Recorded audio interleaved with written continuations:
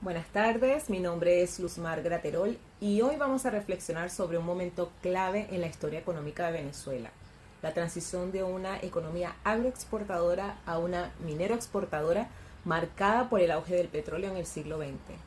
No es solo una historia de progreso material, sino también de rupturas, contradicciones y consecuencias que todavía arrastramos.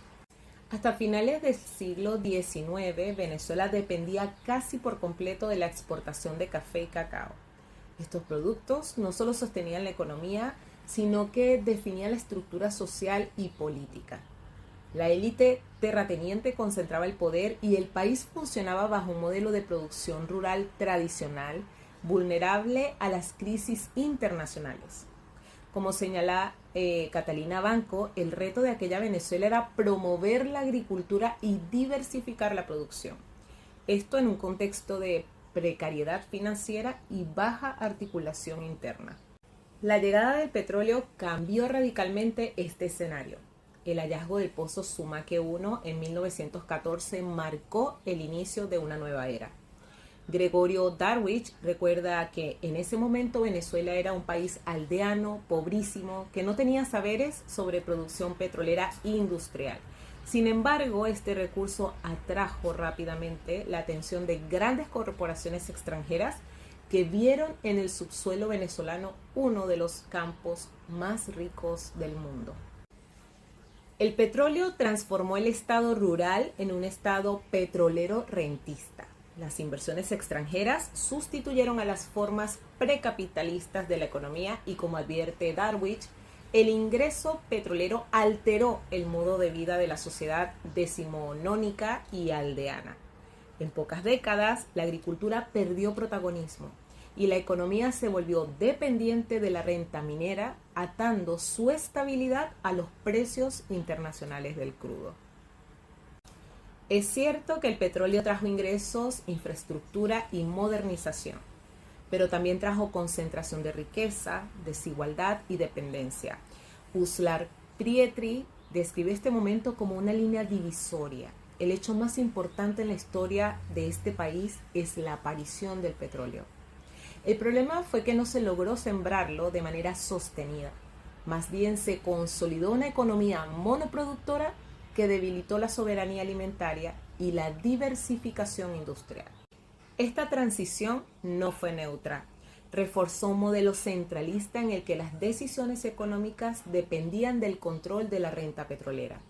Además, el vínculo con las empresas extranjeras influyó directamente en la política nacional, alimentando tensiones sobre el manejo de los ingresos y las concesiones.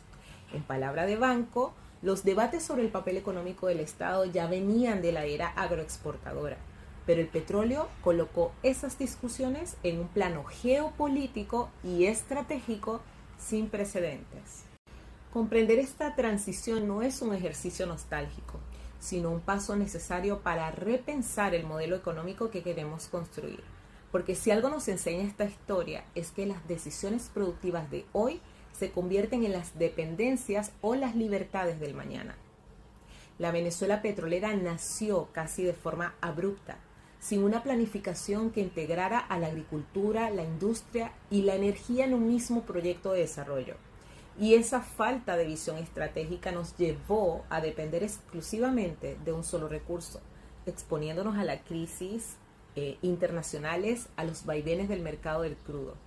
La paradoja es que mientras el petróleo nos permitió ingresar al siglo XX con infraestructura y modernización, también nos ancló un modelo rentista que debilitó otras áreas productivas y nos dejó vulnerables. Por eso, más que un relato histórico, este análisis es un llamado de atención. Sembrar el petróleo, como planteó Uslar Pietri, sigue siendo una tarea pendiente, pero ahora sabemos que no se trata solo de invertir sus ingresos. Implica diversificar la economía, fortalecer la producción interna y garantizar que la riqueza se traduzca en bienestar colectivo. De lo contrario, seguiremos repitiendo un ciclo que nos condena a depender de un recurso finito y de un mercado que no controlamos. En definitiva, este cambio de modelo productivo no fue únicamente una transición económica, fue una transformación cultural y política que redefinió la forma en que entendemos la riqueza, el poder y el desarrollo. El reto para las generaciones presentes es aprender de esa experiencia, rescatar lo que funcionó, corregir lo que debilitó al país y sobre todo asumir que el futuro de Venezuela no puede depender de un solo pozo, sino de la capacidad de su gente para reinventarse. Muchas gracias por su atención.